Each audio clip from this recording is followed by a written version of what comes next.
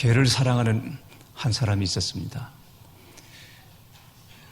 그는 개가 우유에게 좋다는 말을 들어서 우유를 사다가 개한테 먹이려고 했습니다. 그런데 개에게 우유를 먹이는 건 쉬운 일이 아니었습니다. 몸부림을 치기 때문입니다.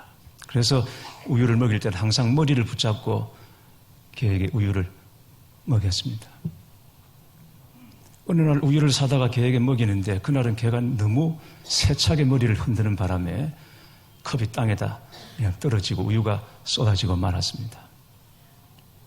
그래서 쏟아진 우유를 닦기 위해서 걸레를 가지고 갔다가 왔더니 개가 그 쏟아진 우유를 깨끗이 다 핥아먹고 있는 것이었습니다. 몰랐었습니다. 개가 싫어했던 것은 우유가 아니라 그 먹이는 방법이었던 것입니다. 개를 사랑했으나 개를 잘 몰랐던 것입니다. 개도 주인의 마음을 몰랐습니다. 좋은 것 사다 먹이려고 하는 주인의 마음을 몰랐습니다. 이런 걸 요즘 자주 하는 말로 하면 소통이 안 되었다고 말할 수 있을 것입니다. 정말이지 요즘 가장 많이 듣는 말 중에 하나가 이 소통입니다. 소통이라고 하면 서로 막힘없이 잘 통하는 것인데 요즘은 소통의 도구도 참 많습니다. 그 방편들도 정말 많습니다. 인터넷 들어가면 시간, 공간 초월해서 어디나 누구와도 소통할 수 있습니다. 그리고 뜻이 맞는 사람들끼리 따로 방을 만들어서 소통하기도 합니다. 카톡방도 있고 밴드도 있고 또 뭐가 있습니까? 여러 가지가 있을 수 있습니다. 그런데 소통이란 말이 이렇게 많이 나오는 이유는 그만큼 소통이 안 되고 있다는 것을 말해주는 반증이기도 합니다. 사람들이 그렇게 소통에 목말라 있지만 소통이 안 되고 불통입니다. 어디에나 그렇습니다. 더구나 교회에서 우리가 하나라고 말하는 이 교회에서조차도 소통이 안 되고 불통이라고 말하고 있습니다. 그렇다면 그 이유가 무엇이겠습니까? 우리는 그토록 소통을 목말라 하고 소통을 원하지만 왜 소통이 안 되고 불통한 것일까요? 오늘 본문에서 하나님이 그 대답을 말씀해 주고 있습니다. 노아 홍수 이후에 노아의 후손들은 처음에는 다 한데 모여서 살았습니다. 그러나 사람의 숫자가 점점 늘어나면서 더 넓은 것을 찾기 위해서 동쪽으로 이주하다가 시날 평지에 이르게 됩니다. 시날은 유프라테스 강과 티그리스 강 사이에 있는 비옥한 대평원입니다. 함께 모여서 살기에 그만한 곳이 없었습니다. 그리고 거기서 정말 획기적인 기술 하나를 획득하게 됩니다. 그게 바로 벽돌을 만드는 기술이었습니다. 3절 말씀을 보시겠습니다. 서로 말하되 자 벽돌을 만들어 견고하게 굽자 하고 이에 벽돌로 돌을 대신하여 역청으로 진흙을 대신하고. 벽돌 만드는 것이 지금 우리 생각으로는 별것 아닌 것 같지만 그러나 당시에는 정말 경천동지할 일이었습니다. 놀라운 일이었습니다.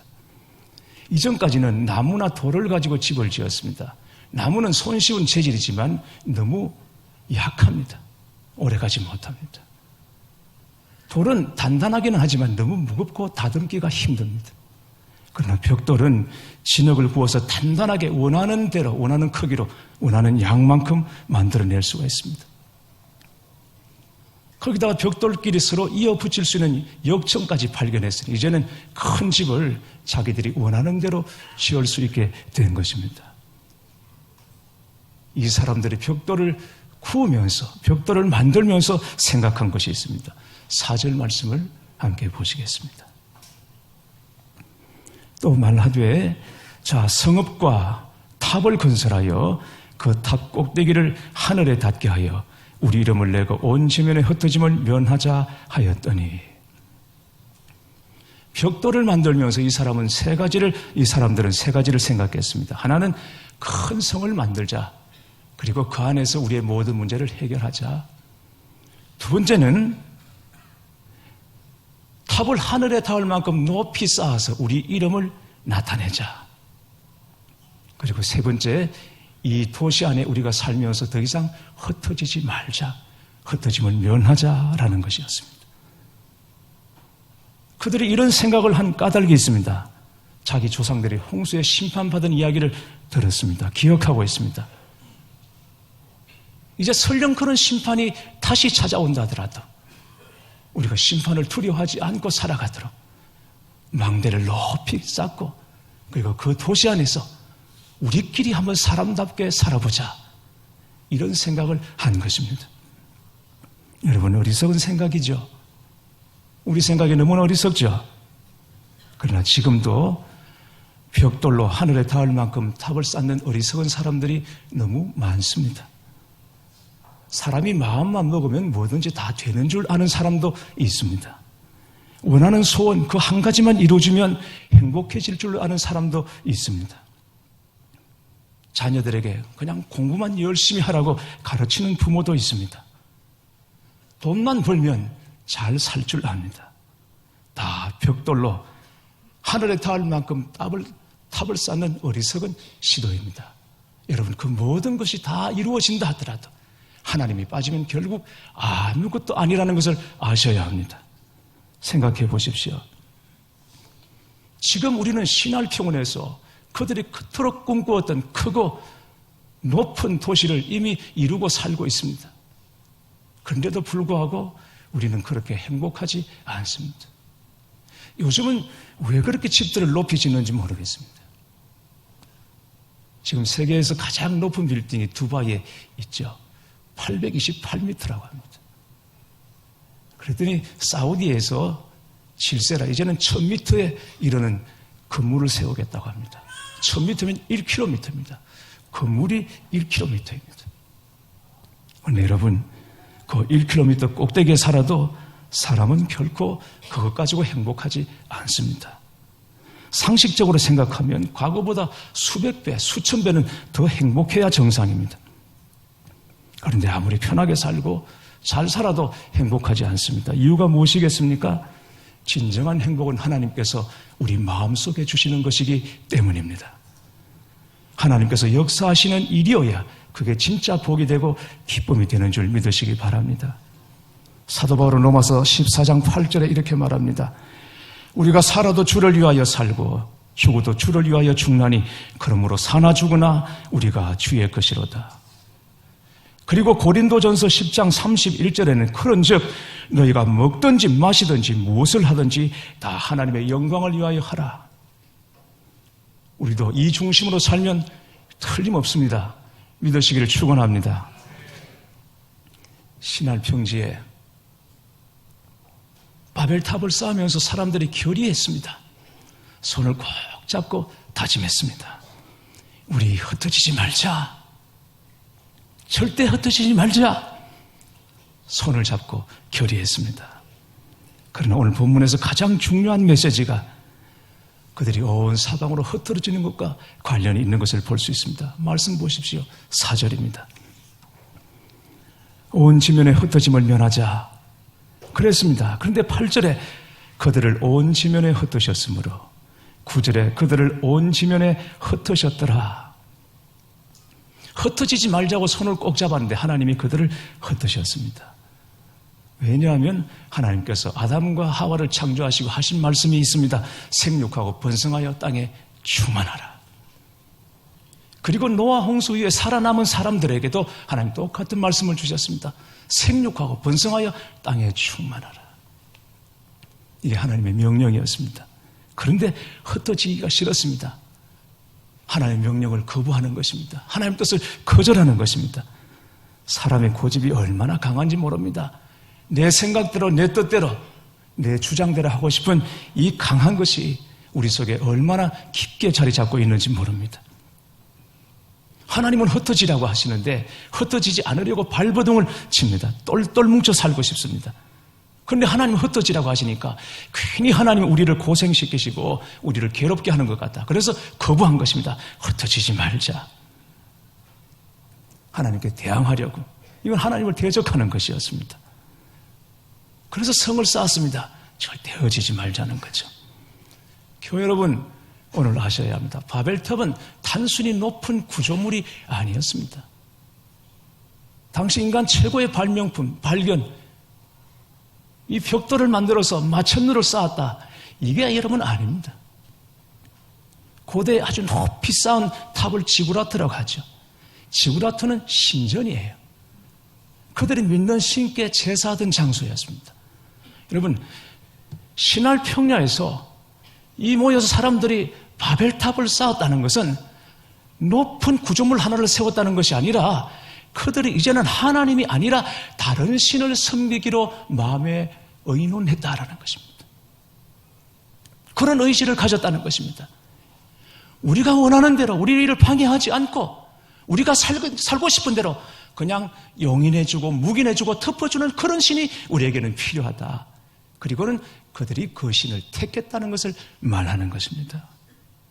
그래서 바벨탑을 쌓은 것이 위험합니다. 하나님의 뜻에 대항한 것입니다. 대적한 것입니다. 흩어지라 말씀하셨지만 우리는 흩어지지 않겠다. 우리가 믿는 이 신을 중심으로 우리가 여기서 살겠다라고 그들은 생각하고 하나님의 말씀을 부정한 것입니다.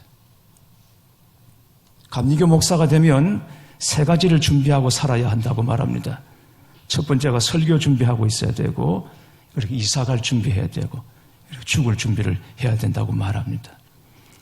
그러나 사실 보면 목사만 그런 것이 아닙니다. 누군가 말하기를 신앙생활은 하나님과 함께 배낭여행 떠나는 것이라고 했습니다. 저 정말 그렇다고 생각합니다.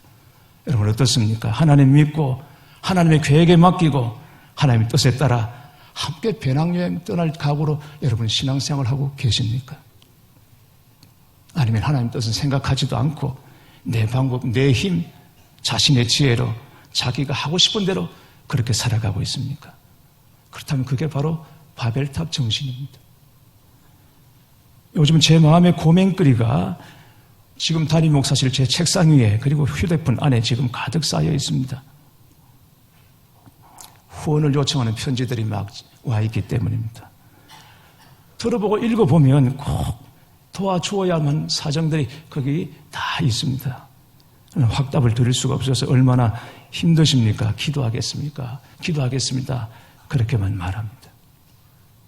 네, 여러분 생각해보면 재정에 대한 축복도 다 마찬가지입니다. 우리는 어떻게 해서든지 움켜쥐려고 합니다. 움켜쥐고 부자가 되려고 합니다. 그러나 하나님께서는 그런 생각하지 않습니다. 하나님의 계획은 다르십니다. 흩어 나누어 주어 부자가 되게 하는 것이 하나님의 뜻입니다. 하나님 말씀하십니다. 요즘 우리가 묵상하고 있는 잠언 11장 24절 25절에 보면 흩어 구제하여도 더욱 부하게 되는 일이 있나니 과도히 아껴도 가난하게 될 뿐이니라. 구제를 좋아하는 자는 풍족하여질 것이요 남을 윤택하게 하는 자는 자기도 윤택하여지리라. 하나님의 말씀입니다. 우리는 후원, 구제, 봉사 이런 말 나오면 본능적으로 돈 걱정부터 먼저 합니다. 여러분, 근데 생각해 보십시오. 그렇게 해서 지금까지 우리가 얼마나 믿음이 지금 위축되어 있고 병들어 있습니까? 돈이 먼저가 아니라 기도가 먼저고 마음이 먼저인 것입니다. 그런데 우리는 기도하기 전에 우리 마음을 열어놓기 전에 먼저 돈 걱정부터 하니까 구제, 후원, 섬김, 헌신 이런 말 나오면 그냥 오그라들어서 다 믿음이 병들어 버렸습니다. 너무 위축되어 버렸습니다. 사도행전에 나오는 다비다라는 여인 여러분 아실 것입니다. 구제왕, 섬김의 여왕입니다. 그런데 다비다는 혼자 사는 여인입니다. 가난한 여인입니다. 과부입니다. 뭐가 있어서 남을 도와줍니까? 구제합니까? 그런데 꼭 있어서 구제하는 것이 아닙니다. 여기저기 굴러다니는 천조각을 모아가지고 그걸 바느질을 해서 사람들에게 옷을 만들어 입혀서 그 주변에 다비다가 만들어준 옷을 입지 않은 사람이 없어. 그런 정도였습니다. 어려워하는 사람, 힘든 사람 말없이 다가가서 조용히 기도해 주는 사람이었습니다. 그런 다비다가 죽었습니다. 그랬더니 사람들이 다 죽어도 다비다만은 안 된다고 그들이 모여서 기도하기 시작했어요. 중보하기 시작했어요. 다비다는 살려주셔야 된다고. 그래서 죽었던 다비다가 다시 살아난 역사가 있었던 것입니다. 사랑하는 교회 여러분, 마음만 부여하면 말 한마디, 손길 하나라도 얼마든지 위로가 되고 격려가 될 수 있는 것을 알아야 합니다. 하나님께서 우리 마음을 흩어놓으실 때, 나누게 하실 때 그렇게 순종하고 하면 주님이 하십니다. 우리 교우들 중에서도 선교단체에서 훈련 받으신 분들이 많습니다. 선교단체에서 훈련을 받으면 반드시 빠지지 않는 것이 재정훈련입니다. 왜 그 아까운 시간에 재정훈련을 하겠습니까? 재정만큼 하나님을 분명하게 경험하는 일이 없기 때문인 것이죠. 그런데 지금 우리는 대부분 진짜 하나님 경험할 일을 다 빼놓고 엄한 일들에 우리의 마음을 쏟는지 몰라요. 여러분 한번 알아보십시오. 예수전도단이든 CCC든 어디에든 일단 들어가면 재정훈련을 반드시 받게 되어 있습니다. 재정을 통해서 하나님을 만나기 때문입니다. 그 만남으로 주의 일을 감당하는 것이죠. 우리는 지금 굉장히 뭔가 잘못되고 있다는 것을 알아야 합니다. 자꾸만 움켜쥐려고만 하는 것입니다. 다시 5절 말씀을 보시겠습니다. 여호와께서 사람들이 건설하는 그 성읍과 탑을 보려고 내려오셨더라. 하나님께서 하늘에서 탑을 쌓는 사람들의 의도와 행위를 다 보고 계셨습니다. 그리고 그 성 쌓는 것을 보려고 내려오셨더라 그랬습니다. 하늘에서는 자세히 안 보이니까 더 가까이 자세히 보려고 하나님께서 땅으로 내려오셨다 이런 뜻이 아니라 이들이 하는 일이 너무 심각하다, 위험하다 이걸 말하는 것입니다. 하나님 불신이고 하나님을 대적하는 일이었기 때문입니다. 그래서 탑 쌓는 것을 막으시려고 사람들의 말을 흩어지게 하셨습니다. 혼잡하게 하셨습니다. 말씀을 보십시오. 여호와께서 이르시되 이 무리가 한 족속이요 어느도 하나이므로 이같이 시작하였으니 이후로는 그 하고자 하는 일을 막을 수 없으리로다. 같은 말 계속 쓰고 서로 의논하면 이거 막을 수 없다 하나님. 결국 서로 말을 통해서 하는 얘기가 탑을 쌓고 하나님을 대적하고 이렇게 하자는 건데 막을 수 없으리로다. 자, 우리가 내려가서 거기서 그들의 은혜를 혼잡하게 하여 그들이 서로 알아듣지 못하게 하지 하시고 여호와께서 거기서 그들을 온 지면에 흩으셨으므로 그들이 그 도시를 건설하기를 거쳤더라. 서로 말이 통하고 의기투합해서 막 탑을 쌓다가 갑자기 말이 안 맞게 됐습니다. 여러분 한번 상상해 보십시오. 거기 벽돌, 그러면 벽돌을 올려줘야 되는 겁니다. 그런데 벽돌을 올리는 것이 아니라 역청을 갖다 올립니다. 이 바다라 그리고 역청을 던져버리는. 거기 역청, 그런데 벽돌을 던져가 준비가 안 되는데 머리에 막아가지고 이게 피가 줄줄 터져. 그리고는 거기서 막 싸움이 일어나고 분란이 일어나고 성 쌓던 일이 중단되고 말았습니다. 보니까 말이 서로 통하지 않아요. 그래서 어떻게 됩니까? 말 통하는 사람들끼리 따로 무리를 지어서 다 흩어지게 된 것입니다. 이런 일이 일어나게 됐습니다. 지금 우리나라 사교육비가 연간 30조 원 규모라고 합니다. 그중에 외국어를 배우는데 과외비가 20조가 나갑니다. 20조 같으면 얼마나 되겠습니까? 이 말만 나누어지지 않아도 이때는 다 한 가지 말을 썼는데 이 말만 나누어지지 않아도 이 20조 원은 딴 데 쓸 수 있는데 말입니다. 이 말 때문에 외국어 배우려고 그렇게 됐습니다. 하나님께서 왜 그렇게 하셨겠습니까? 왜 이렇게 언어를 혼잡하게 하셔서 20조 원이나 되는 엄청난 돈을 이렇게 쓰게 하십니까? 사람들 마음속에 바벨탑을 쌓고 있는 한 하나가 되는 일은 더 어렵고 큰 일이기 때문에 그렇습니다. 여러분 보십시오. 예수님을 잡으려고 했던 사람들 보십시오. 바리새인, 사두개인, 서기관, 제사장들 다 제각각 다른 사람들입니다. 같을 수가 없는 사람들입니다. 너무너무 성향이 다르고 목적하는 것이 다르고 출신이 다르고 어울릴 수 없는 사람들입니다. 그런데 예수님을 잡는 일에는 기가 막히게 하나가 됩니다. 바리새인, 서기관이 하나가 되고 사두개인들이 하나가 되고 헤롯 당원들이 하나가 되고 그렇습니다. 다 각자 예수님을 죽이려는 바벨탑을 쌓고 있으니까 결국 하나 되는 것이 뭡니까? 죄 짓는 것이고 망하는 길밖에 안 됩니다.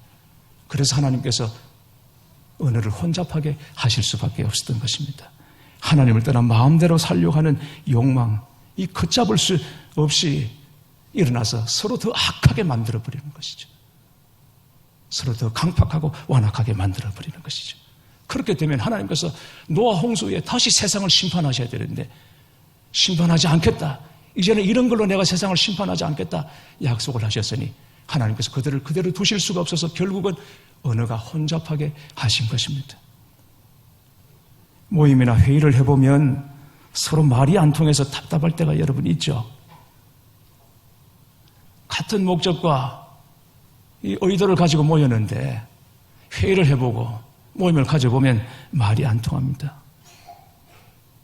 왜? 서로 다른 말을 쓰기 때문이 아닙니다. 다 한국말을 쓰는데도 말이 안 통합니다. 말귀를 못 알아듣는다고 서로 다 탓하고 있습니다.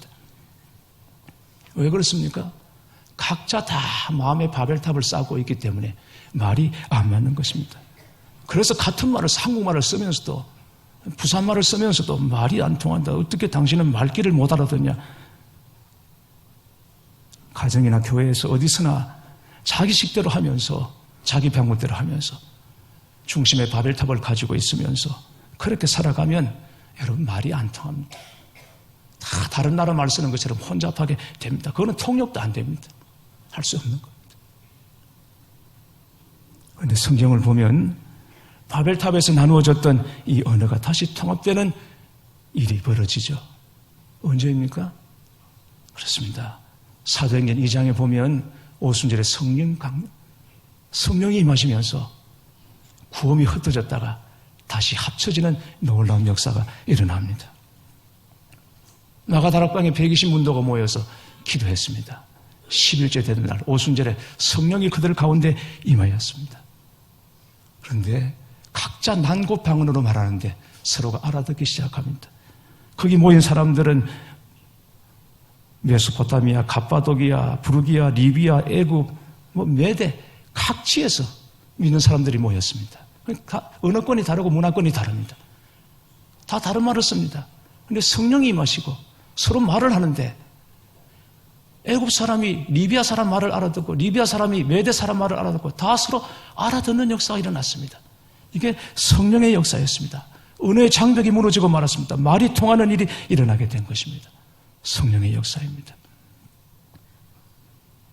교회 여러분, 우리 인생이 바벨탑 쌓는 인생이라면 우리는 싸우고 갈라질 수밖에 없습니다. 주변에 사람이 많은 것 같아도 늘 빈들에 혼자 있는 것처럼 고독해질 수밖에 없습니다. 하나님께서 우리에게 원하시는 것은 자신의 욕심이나 야망으로 하나 되는 것이 아니라 예수 안에서 하나 되는 것이고 성령 안에서 하나 되게 하는 것인 줄 믿으시기 바랍니다. 죄인인 우리가 할 수 있는 것이 없습니다. 우리가 하는 것은 성령의 도우심과 성령의 임하심을 사모하고 그 성령님께 순종하는 것입니다. 그러면 하나님께서 하나 되게 하십니다. 하나님의 뜻대로 살려고 할 때 가정에서 기적이 일어나고 교회 안에서 기적이 일어나고 여러분이 일하시는 일터 안에서 기적이 일어나게 됩니다. 말이 통하고 마음이 통하는 기적이 일어나게 될 줄 믿습니다. 오늘 우리 안에 바벨탑이 있다면 주의 은혜로 다 무너지게 되기를 축복합니다. 그리고 하나님의 은혜의 새 역사가 우리 심령마다 우리 교회 안에 여러분의 가정 안에 여러분의 일터에 다시 세워지는 역사가 있기를 주의 이름으로 축원합니다.